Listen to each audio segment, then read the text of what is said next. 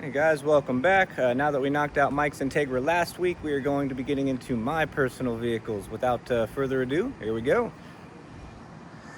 All right. So these are my three vehicles. This is my 1996 Ek track car. Been set up for road course racing. This is my 2005 Honda S2000 AP2. This was a daily driver for me for about a year. Then I commute to work in Scottsdale, Arizona, so I was putting too many miles on it. So I bought this cool little commuter car. Nothing special, good on gas, 2009 Honda Civic sedan. So yeah, these are my three vehicles. I will be doing a ride along in the S2000. As for the Ek, she does have a rod knock. We already have a lot of plans for this, so we will be rebuilding soon. Not sure if we're gonna stick with the K20 block or go to K20, to be determined. So yeah. With all that being said, let's get into our ride-alongs, guys. All right, good morning. Today we're going to be starting off with my 1996 Honda Civic Ek hatchback, and here she is. This is going to be the CX model.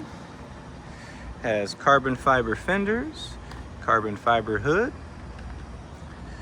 carbon fiber spoon mirrors, as well as a carbon fiber duck bill and a carbon fiber hatch. The rims are off of a 1999 to 2000 Honda Civic Si. It's probably one of my favorite pairs of stock Civic rims. I love these rims and tires. Getting right into the engine. It's going to be a stock K24 block with a K20 4-piston head with a street port, Supertech valve train, titanium springs and retainers, and Braun valves guides. It's got the Skunk 2 Ultra Race manifold here, K-tuned 80mm throttle body, K-tuned aftermarket intake, the Hasport motor mounts. It's got the wrinkle red valve cover and a DC Sports strut bar. This is a hybrid racing, full-size radiator with Spall fans. As for the transmission, it's going to be an Accord Euro R transmission with an XZE Stage 2 racing clutch and RSX Type S shifter cables.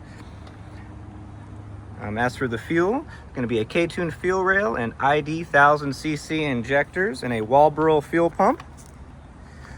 Getting into the suspension, it is going to have Blox racing coilovers, K-tuned camber kit with spherical bushings, PCI front spherical control arms, K-tuned traction bar, got rear PCI tow arms, PCI spherical trailing arm bushings, and DC Sports rear strut bar. Initially this car was set up for road course racing, but lately I've been kind of leaning towards getting back into drag racing, so we will see. As for the interior, nothing too crazy. Got our Momo and Spoon Sports quick release steering wheel. The shifter is just a generic K-swap shifter. Definitely need to get something better in the near future. For the seats, NRG racing bucket seats, good for the street. And interior definitely needs some love, but we will get there. The exhaust is going to be a Skunk 2 full catback exhaust that is mated to a 3-inch K-tuned header. When I got the car tuned, I only had a 2.5-inch header. It was tuned on Honda, and she still made 254 wheel horsepower. So with the 3-inch header, once I get it retuned, definitely should make a little bit more power. But unfortunately, she does have a rod knock, so no ride along today, unfortunately. But with all that being said, we do have a lot planned for this particular car, especially with the rod knock. Kind of trying to decide whether I want to stick with the K24 block and build that, or just go K20, to be determined.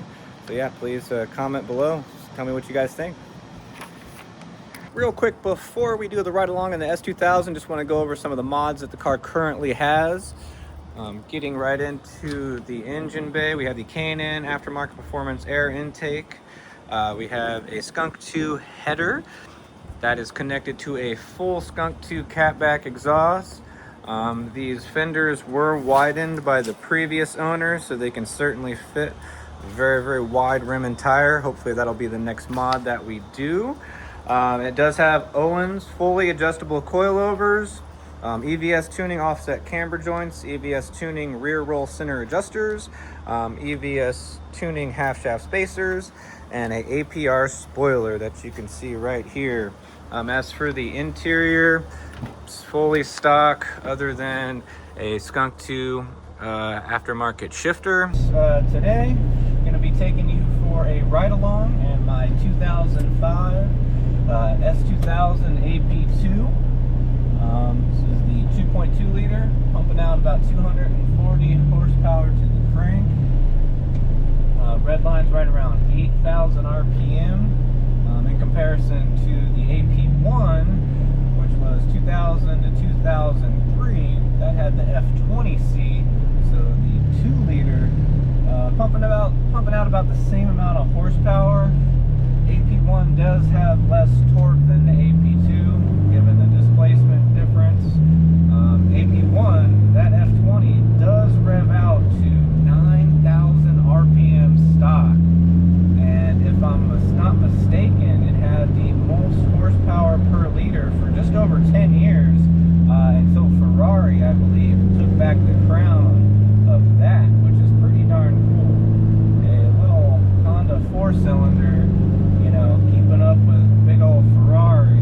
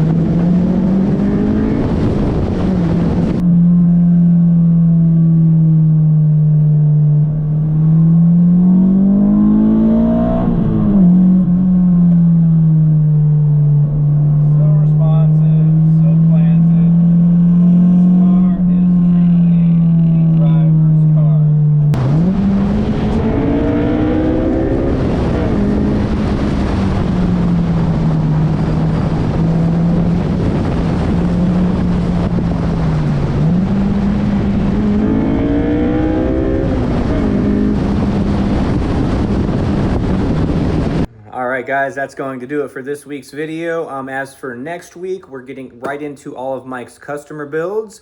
Lastly, I'll leave you with this. Discipline is doing something you hate, but doing it like you love it. It's Mike Tyson. You guys have a great week. I will see you in the next one.